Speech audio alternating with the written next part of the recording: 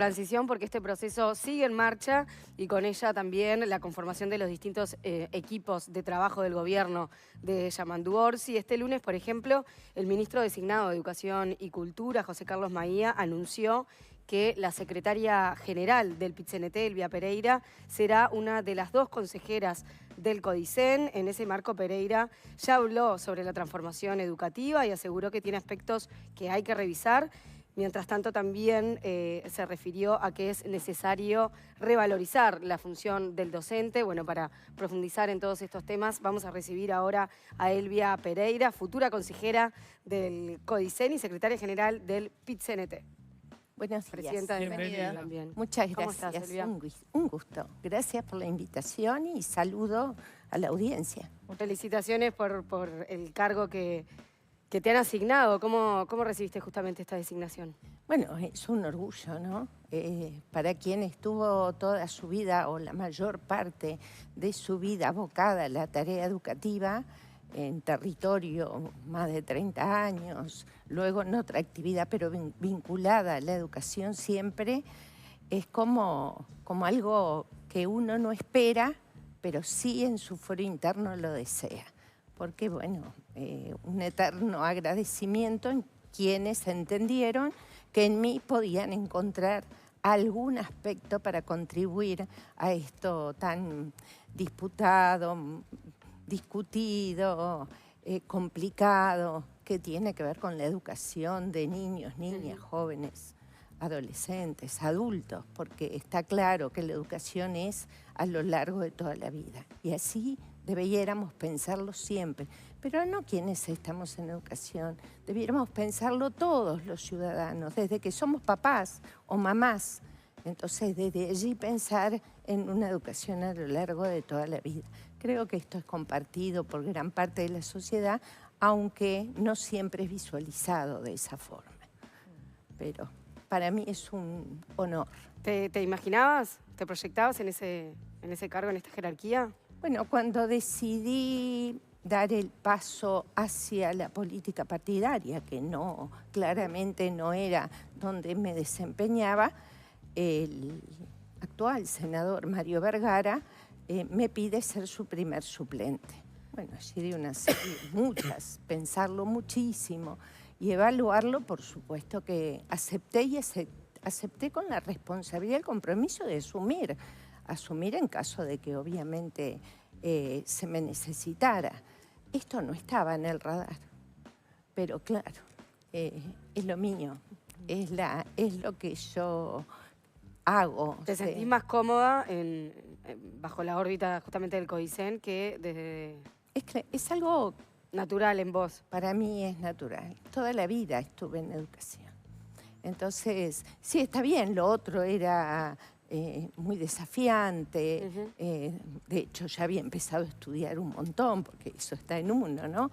De conocer otros aspectos que no conocía en profundidad y que nunca había estado. Entonces, cuando me piden contribuir en esto, bueno, no, realmente me parece que Respiró aliviado, dijo, vuelvo a lo que conozco.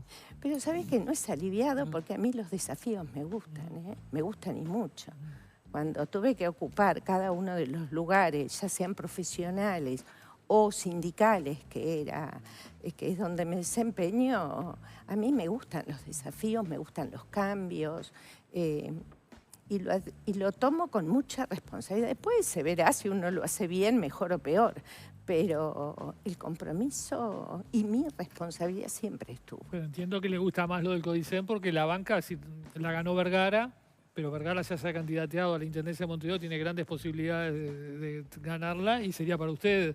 Bueno, pero prefiere el CODICEN. El análisis vino por otro lado, no estaba lo del CODICEN, como digo, no estaba en el radar, y cuando se me pide que ese espacio podría contribuir, bueno, sí, no, ahí no lo pensé mucho. Más allá de la comodidad que entiendo que sentís, por supuesto, pues es el área en la que te has movido toda la vida, es un desafío fuerte el CODICEN, porque la educación en nuestro país tiene muchas falencias, tiene sus cosas positivas, pero tiene muchas falencias, tiene una tasa de egreso bastante baja, hay como mucha cosa para hacer. Y vos has hablado de que la transformación educativa que impulsó el actual gobierno, bueno, hay que revisarla y ver algunos cambios que necesita. ¿Qué te parece por dónde hay que empezar?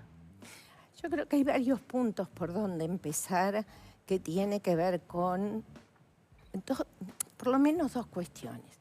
Uno, que nos debemos como ciudadanos pensar en la educación fuera de los contextos de los gobiernos y las coyunturas.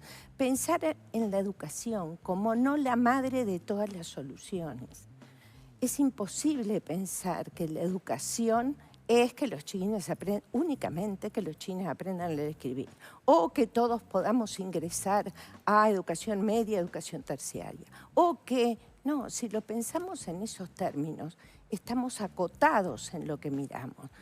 Los que estuvimos en territorio tantos años y seguimos estando en contacto directo con el accionar de los docentes y de las comunidades educativas, vemos que hay dimensiones que no tienen y sí tienen que ver con la educación, con lo educativo, que es la alimentación, que es los derechos, que es la contención de salud, que es la vivienda, que es todo aquello que condiciona los aprendizajes de los chiquilines. Si no hay una coordinación real de las distintas políticas, la educación sola, aislada, sí va a poder intentar que más niños aprendan, que más estén en el ausentismo, por ejemplo. Tú mencionaste algunas de las dificultades estructurales que tenemos. El ausentismo es algo que hay que pensarlo claramente, o sea, hay que ponerle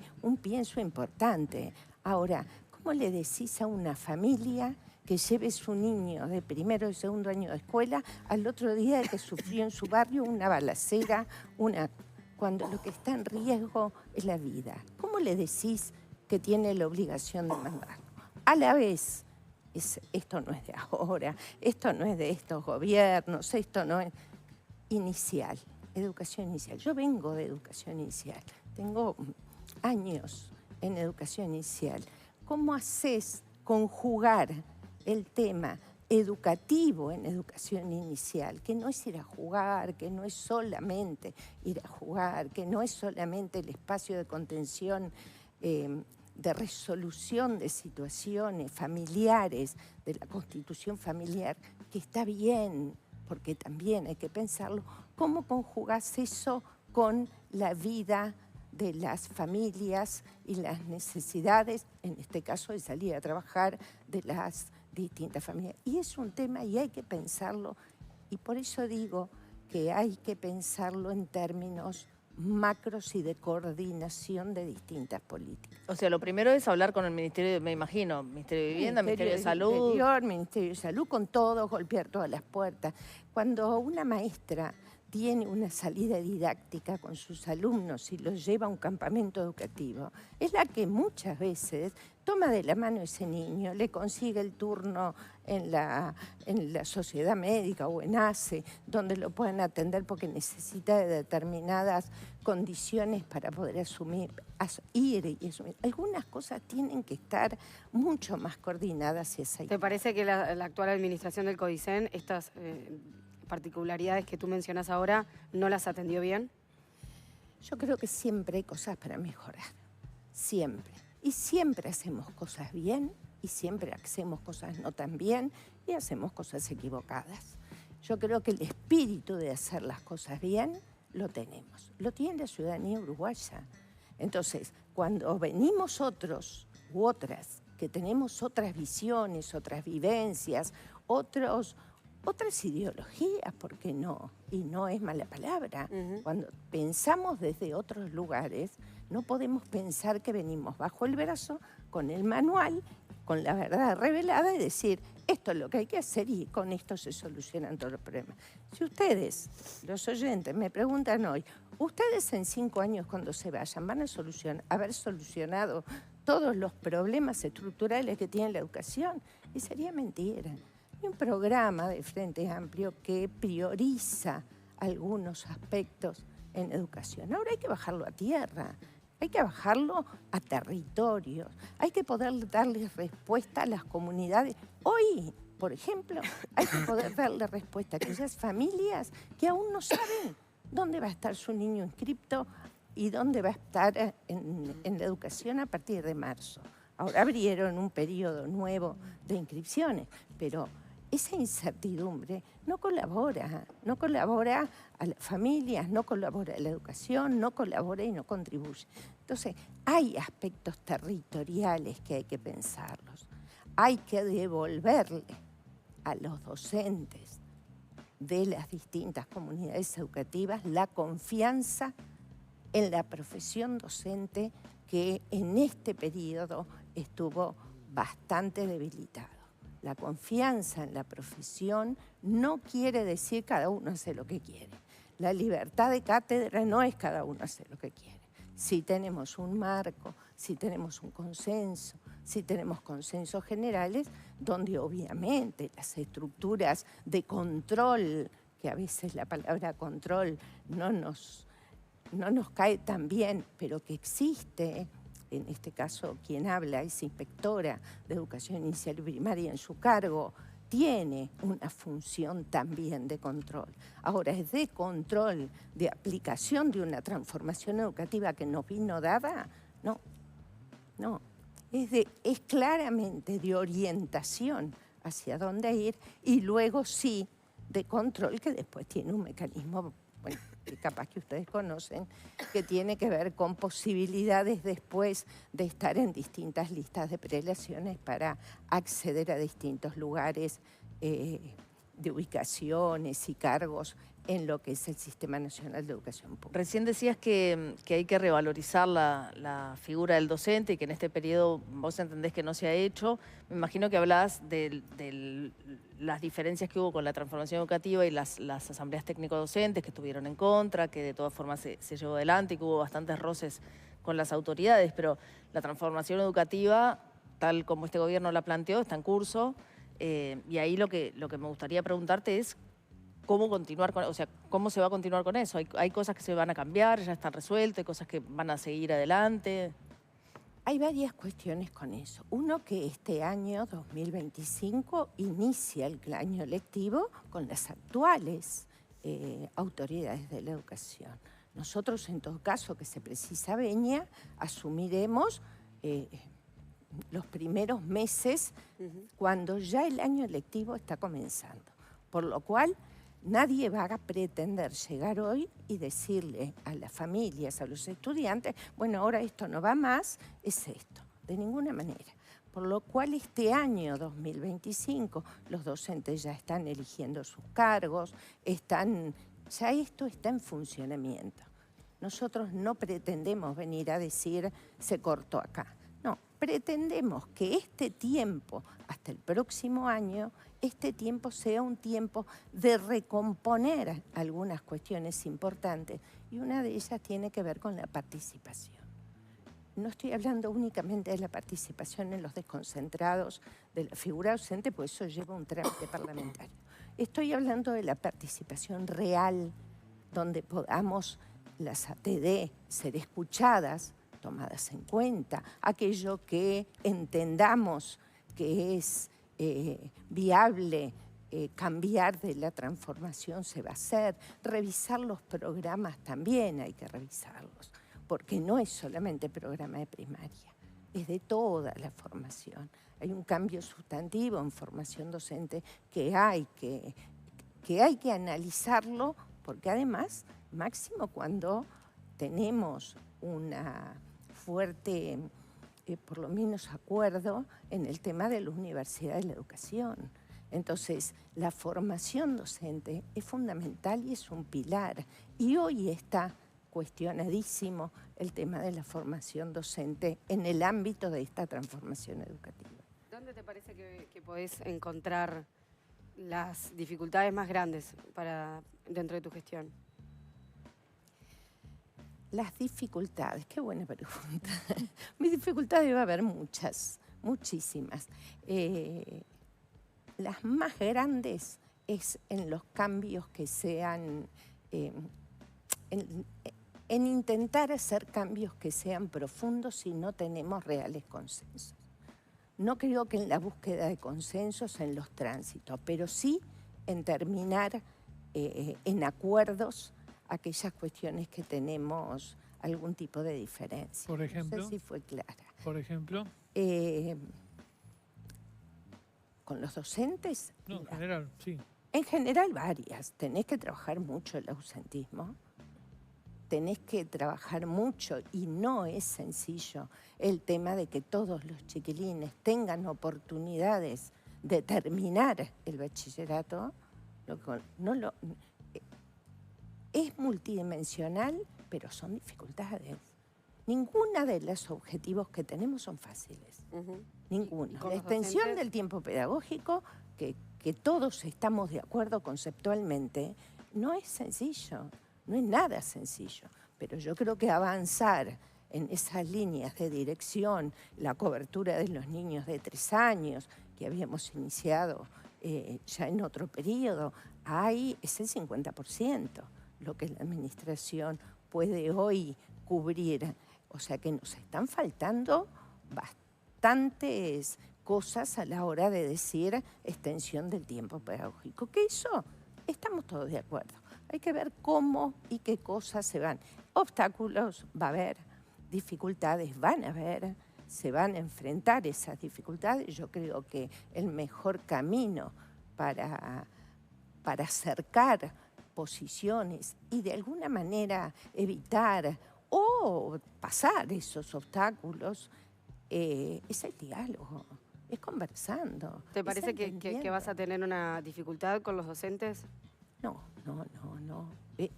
A ver, las naturales cuando uno está en un lugar y hoy pasa a otro lugar, ¿tá? Que no es de enfrentamiento. Claro. Tenemos muchas ventajas, nos conocemos. ¿Cuál debería ser el gran objetivo de este periodo en la educación? Hay varios claros. A ver. Extensión del tiempo pedagógico es uno. Intentar que no solo retener, sino transitar. El apoyo al tránsito educativo de cada uno de los estudiantes tiene que ser un objetivo, no solamente algo escrito, sino real, que los chiquilines que nos vienen quedando de atrás con rezago tengan apoyos para eso, porque ahí vamos a estar discutiendo repetición sí o no, cuándo, en qué condiciones. No, tiene que haber apoyos, llámele a la figura como quiera, pero apoyos suficientes donde aquel estudiante que necesite otros tiempos para aprender tenga donde apoyarse. Eso Entonces, es figuras adentro de las, digamos, dentro de los salones, sí. Personas que puedan acompañar tránsitos educativos diferentes, inclusión. De eso estamos hablando. La inclusión es otra cosa, pero sí,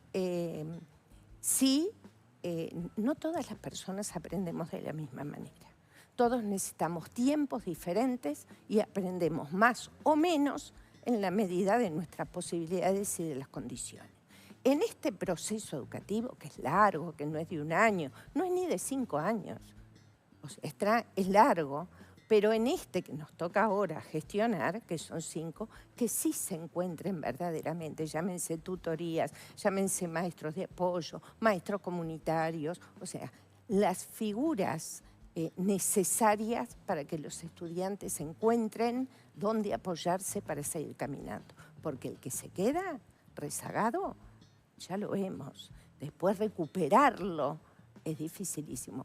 Y ojo, no es recuperarlo para que todos aprendan lo mismo todo al mismo tiempo, no, es para que sienta que su proceso individual, que es individual el proceso de aprendizaje, tiene desde la administración una respuesta a sus propias necesidades. Entonces, ¿es un desafío? Sí. ¿Es grande? Sí. ¿Se necesita presupuesto? Por supuesto. Por supuesto. Ahora también tenemos oportunidades. Nacen menos niños en el Uruguay. No digo que eso sea bueno. Digo que es una oportunidad, es un dato de realidad, y es una oportunidad para potenciar esos recursos mirando lo que sí realmente necesita el estudiante a la hora de transitar sus aprendizajes. ¿Cómo hay que manejar el tema de vos decías ausentismo, ¿no? Y la otra vez hablando acá con Pablo Cayani, él también planteaba dos situaciones. Una, el ausentismo de los chiquilines que viven en condiciones horribles, ¿no? En un asentamiento, en piso de tierra, que cuando llueve se inunda y no pueden ni siquiera salir de la casa. Ese ausentismo que es real y que es muy doloroso. También el otro ausentismo de las familias que dicen, bueno, me voy para afuera el lunes, vuelvo después, en fin. Como cambiar la cabeza de que el chiquilín son dos situaciones bien diferentes, pero que las dos existen y generan esos problemas. ¿Cómo se aborda? Yo creo que hay que trabajar con las familias. Yo creo que hay que trabajar directamente con las familias. Que el hecho de que el niño esté en los centros educativos, que el estudiante esté y asista, tiene que trascender si repite o pasa. Tiene que trascender si está o no está y queda lo mismo no estar. Tiene que trascender eso. Y tenemos que tener un pacto social que creo que es fácil, no sé si fácil, pero que es posible lograrlo. Y es que es importante la educación. Entonces, que cada uno en su familia sienta que es importante que su hijo vaya a la escuela. No digo de cualquier manera, porque obviamente si está enfermo no va a ir, pero que sí está, que sea importante estar. Para eso hay muchas dimensiones a atender.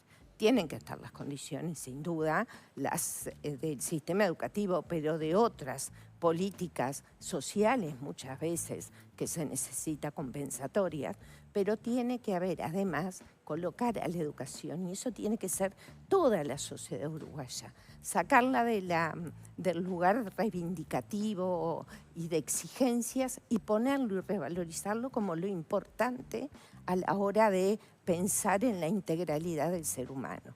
Eso tiene que llegar a las familias, tiene que estar.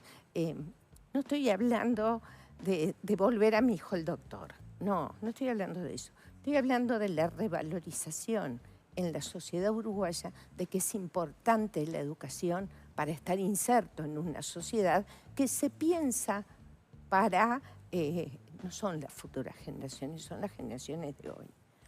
Las cifras de ausentismo, las cifras de egresados, la deserción, parecen indicar que estamos lejos de eso, que no. Sí, estamos lejos. Entonces, estamos lejos. Y hay que trabajar.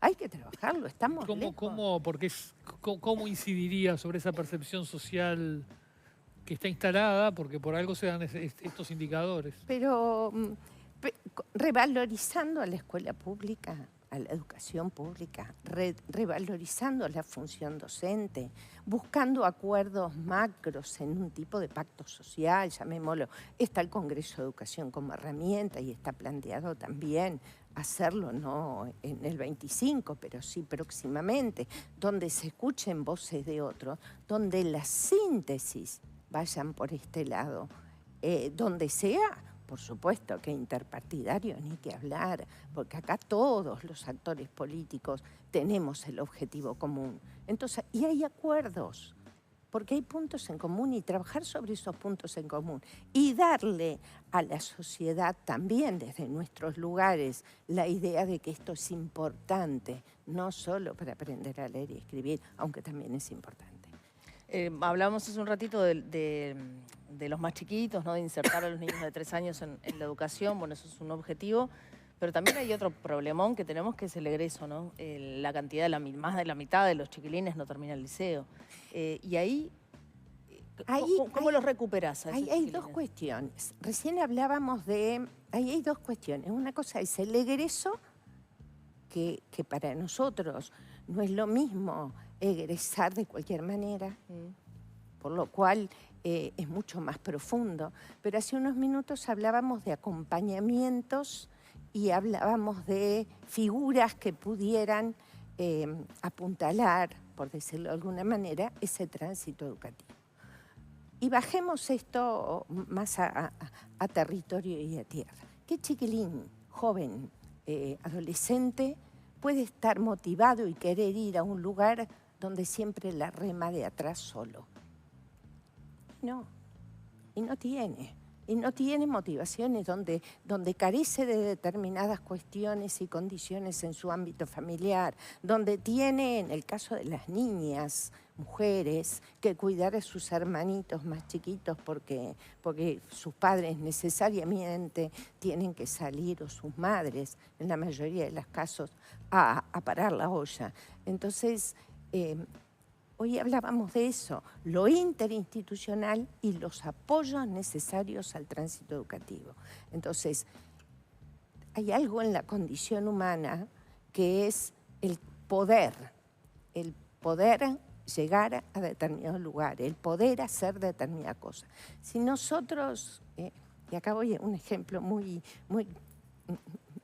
banal, pero muy de la vida cotidiana. Si nosotros a un niño, que es un hijo, un nieto, lo que sea, a todo lo que va a hacer le decimos, no, tú no podés, no, tú no podés, no, tú no podés, ¿cuándo va a poder? Cuando quiera hacer algo, ya sabe que no va a poder. Entonces está condicionado. Ahora, si va a hacer algo y tú ves que tiene alguna dificultad, pero le das la mano para que lo haga, de eso estoy hablando. De eso estoy hablando en el tránsito educativo. Claramente, cuando sueltes para que lo haga solo, va a tener otro tipo de confianza. Parece que hay mucho para hacer. La reforma que se hizo para que el tránsito educativo de primaria a secundaria no sea tan traumático, unificando los dos sistemas, ¿no le parece bien o le parece mal? Nada es blanco-negro. Ajá.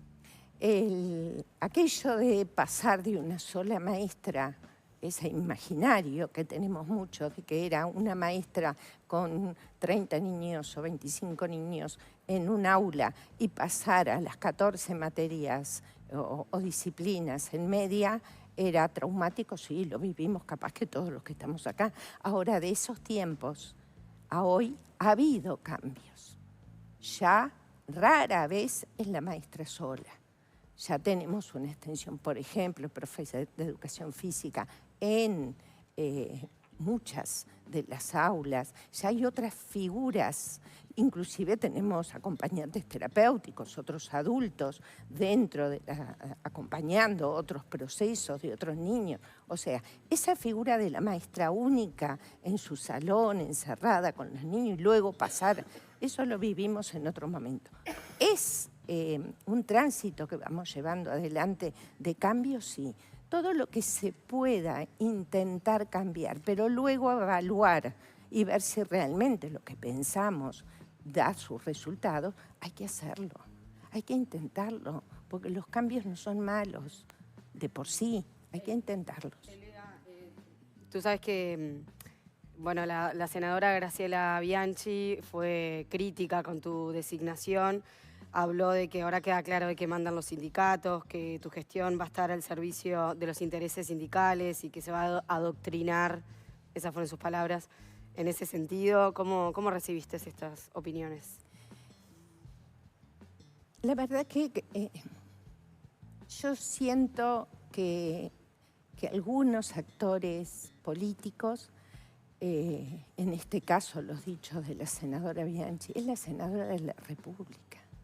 Es la única mujer senadora del próximo periodo que efectivamente busca un camino que no comparto para mostrar sus diferencias. Es legítimo tener diferencias, por supuesto. Pensar que quien habla no está en el lugar que debiera estar o esperable para muchos, y sí, es legítimo pensarlo. Ahora, buscar desde el lugar de representación social, porque nos representa a todos, buscar colocar, que no es nuevo, a los sindicatos o a la actividad sindical en un lugar contrario a los intereses de la sociedad o a la educación, en este caso, no comparto, es un error, no es por ahí. A la gente, a la ciudadanía, que hoy está, muchos de ellos, en sus vacaciones, en sus licencias, no quiere escuchar esto. No quiere porque no lo comparte. Podrá no estar sindicalizado, porque la sindicalización en el Uruguay es voluntaria, pero el hecho de que tengas un desempeño en una actividad sindical y de tantos años, no te hace ni mejor ni peor que nadie. Cuando mucho te da otra visión en términos de trabajadores y trabajadoras, que de pronto no lo tendría, en mi caso, si no lo hubiese transitado. Pero no buscaría jamás, en mi caso, no buscaría jamás ese camino para manifestar que no estoy de acuerdo o estoy de acuerdo con otra cuestión. Me parece que no, porque no le hace bien a la sociedad uruguaya, no le hace bien a las organizaciones, mucho menos a la única central de trabajadores que tiene nuestro país, que es orgullo, orgullo nacional y orgullo internacional. Entonces, creo que no es el camino. Y usted como integrante de, porque en todo este, no sé llamar este lío que tenemos en la educación, que no logramos bueno, solucionarlo del todo, los sindicatos de la educación han sido una y otra vez planteados como responsables del lío, o si no como una pieza que hace que el lío sea difícil de solucionar. Lo dijo Mujica, por ejemplo, cuando dejó la presidencia, lo responsabilizó a ustedes con palabras muy duras. Sí, sí.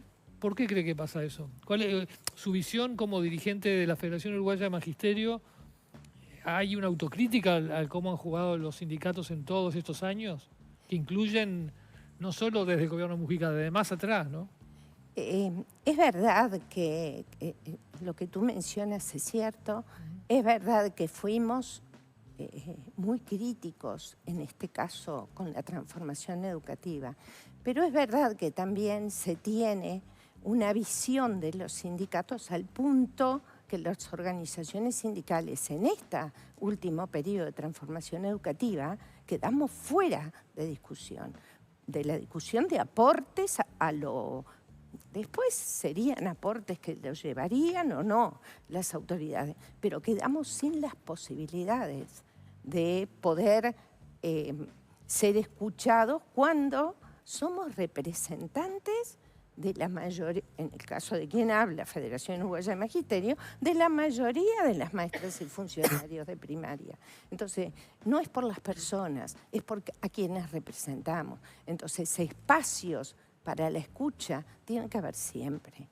Tiene que haber siempre. En este gobierno, en el anterior, en el otro, y hemos transitado muchos gobiernos, varios, de distintos signos, y sí tenemos para aportar a la educación pública. La Federación Uruguaya de Magisterio le entregó hace un par de meses a la actual Dirección General de Primaria una serie de propuestas que entendemos serían a considerar o a tomar en cuenta como aportes para la administración que está saliendo, la otra.